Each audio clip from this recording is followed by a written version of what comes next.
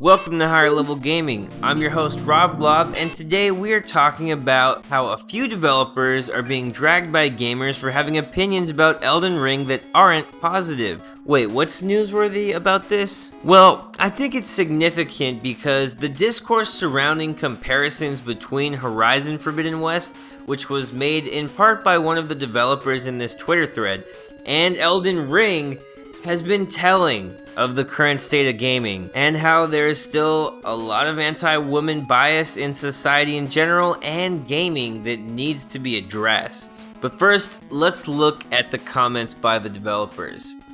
So here's the chain of comments. Now this first developer is Ahmed Salama, who works for Ubisoft, and he said the fact that Elden Ring scored 97 Metacritic is proof that reviewers don't give a flaming poop about game UX, user experience.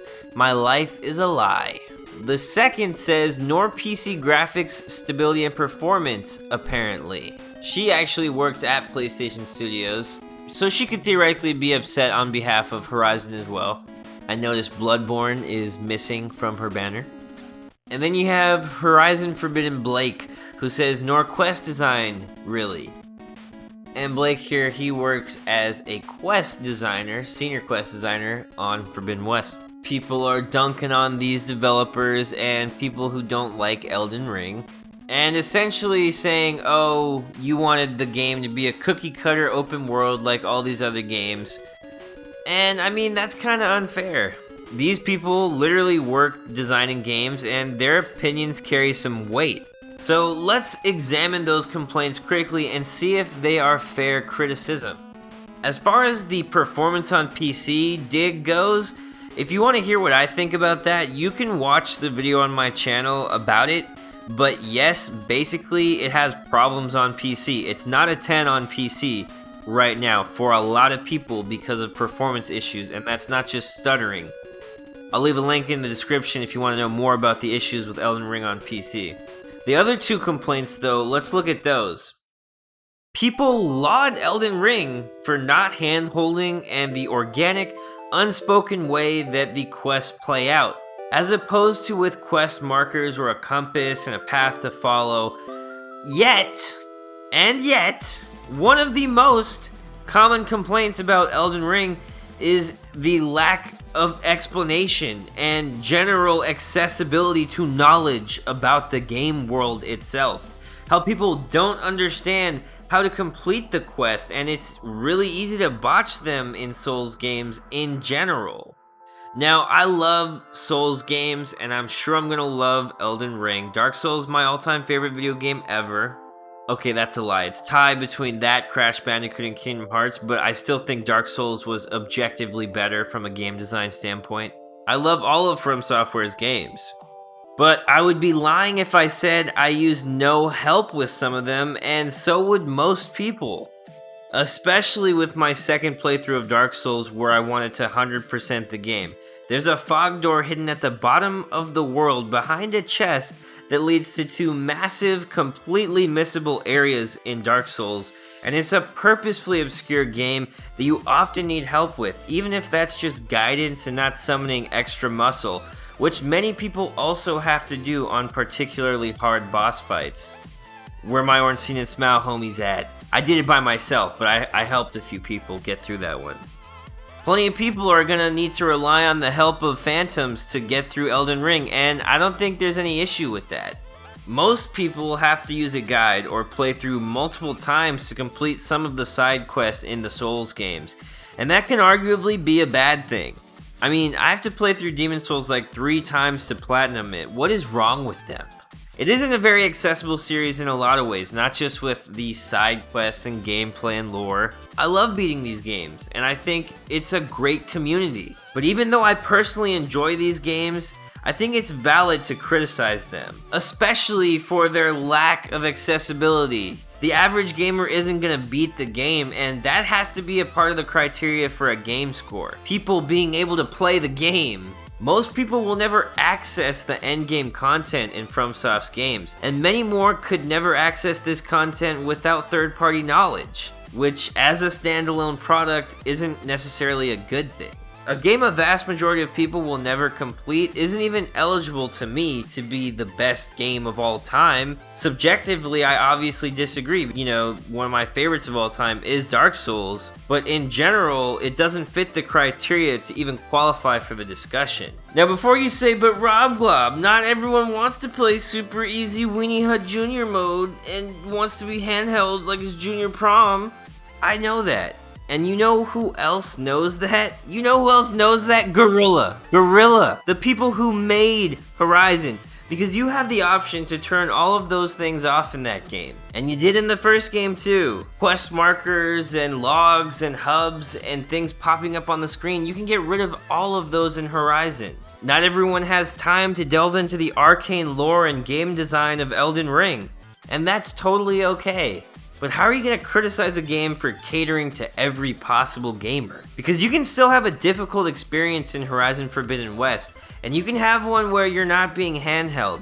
But those who can't play that way or won't do that, they can enjoy the game too. They can be guided through the experience because it is accessible, and because the people who made that game think everyone deserves to be able to play it. That's an awesome way to make games. That's an inclusive way to make games, and I'm sorry to say it, but because of how much more joy they can bring to all kinds of people, I think that's kind of a better way to make games. I think it's terrible how people have been talking about Aloy and Horizon Forbidden West. Stop hating women for having a voice and using it. Aloy doesn't talk too much.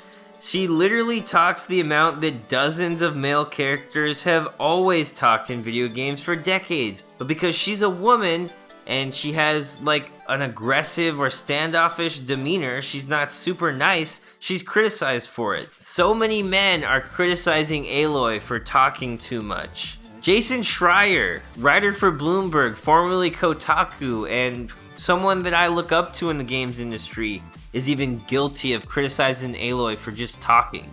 The main dude over at Giant Bombscast has had nothing but negative things to say on the podcast about Aloy, and he's especially criticized her demeanor and her talking throughout the game. And it's always the same criticisms about how she has an attitude or is rude or she talks too much. These are traits that dozens of protagonists share. The only difference with Aloy is that she's not a man. Geralt of Rivia, to name one, he narrates literally everything. Looks like another sexually available woman I can mislead and lead on. Gwen was here. I need to run away from any emotional conflict I might have. Wyvern piss. And have you ever heard anyone say that Geralt talks too much? That would never be a mainstream conversation about a male character, and I truly believe that.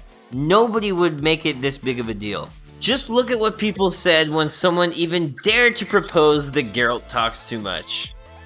One person said, I talk to myself and my dogs all the time, it's fun.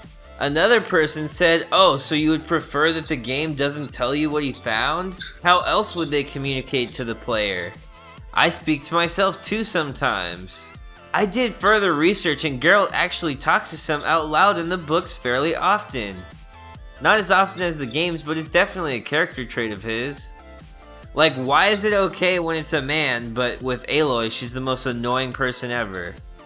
Spider-Man is actually praised for his constant self-talk in games. It's just plain old-school sexism to constantly bash Aloy for it.